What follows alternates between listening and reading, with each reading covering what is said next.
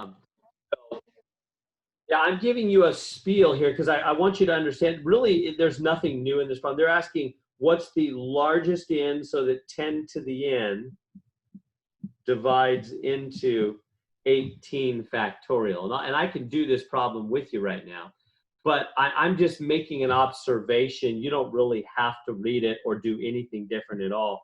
I think it's interesting. Obviously, I took the time to type it all out. Notice that whenever 10 divides into a number, that means it has a 0 at the back, right? You ever thought about that? When 10 divides into 80, for example, doesn't it? Because there's a 0 at the back. And when 10 squared, which is 100, 10 times 10 is 100, divides into a number, that means it has 2 zeros at the back, like 100 goes into 800. So basically, when 10 to the n divides into a number, that means it has n zeros. So when they're asking us, so finding the highest n so that 10 to the n divides into a number is a quick way to find out how many zeros the number has at the end. Did you follow that? In other words, when we answer this question, we're finding out how many zeros 18 factorial has. That's what we're really doing. If we were to find 18 factorial on our calculator, 18 times 17 times 16, 15, 14, 13, all the way down, basically, how many zeros is it going to have at the back end of it? Well, that's basically the same as the answer to our question, because every time you have a 0, that means 10 goes in, doesn't it? So I just want you to see that this is a way of finding out how many zeros a number has at the back, is you just find out how many 10 to what power goes in. That's what you're really doing. Anyway, let's do it. Let's actually figure it out. So there's nothing different we do. I just want you to see that we're actually answering kind of an interesting question. So let me put it over here. So 10 to the n divides into 18 factorial. So what I'm going to have to do then, this is a big one. So I'm going to have to break down that 18. I'm going to go 18 times 17. In fact, you know what? I need some fresh room.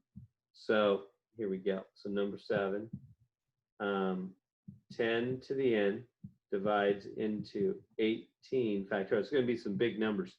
So here we go. I'm going to go 18, 17, 16, 15, 14, 13, 12, 11, 10. Now I can do like half of them there, and then come down here. We've already got 9. So 8, 7, 6, 5, 4, 3, 2, 1. All right, here we go. So 18 is, so then I got to break each of these down, right? Because this is 18 factorial, which means 18 all the way down to 1. And now I've got to break down each of these numbers into primes.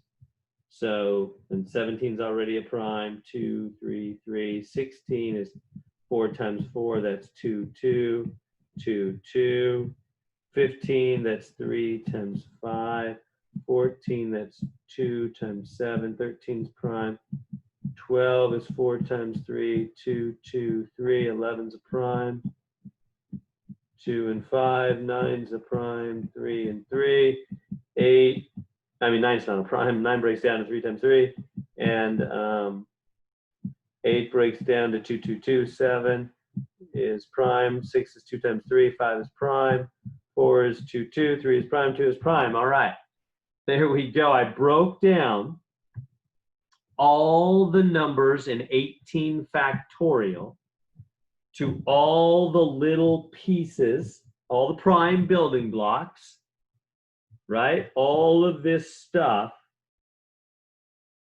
is part of 18 factorial, right? All those primes. 18 factorial has a lot of primes in it. So the question is, how many times does 10, 10 to what power? What's the largest? What's the largest in? What's the highest power we can put on that 10 so that it'll divide in? Wouldn't it be 3? How are you coming up with 3? Because you have the 5 and 2. Like you can take a 2, obviously the number 2, and then the number 5. And then from 10, you get 2 and 5, and that makes 10. And then from the 15, you can take out a 5 and then just put a 2 because you have a lot of extra 2s. Yeah, good thinking. Exactly. Yeah, basically, That's totally right. A 10 is made out of 2 times 5. So if we're wondering how many 10s go into all these primes, it's how many 10s you can make out of all these primes. Yeah, and that's exactly right. So we have a 2 and a 5 there, and right here we have a 2 and a 5. Like you said, we have plenty of 2s. We have a flood of 2s. What we're short on is 5s. So basically, the 5 and the 2 right here, the 5 and the 2 right here, and the 5 and the 2 right there. There's number 1, number 2, number 3. Yeah, there's no other 5s. We have, like I said, we have lots of other 2s, but we have no other 5s, do we?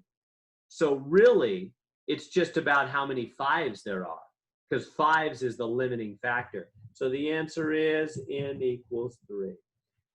10 to the third power. There's 3 10s that can be made out of all those primes, because we have 3 5s to get together with 2s and make 10. So that means if you took 18 factorial on your calculator, there would be there'd be whatever, blah, blah, blah, blah, blah, blah, blah, 3 zeros. 3 zeros at the end. How do I know? Because 10 to the third power is the largest power on a 10 that will go in.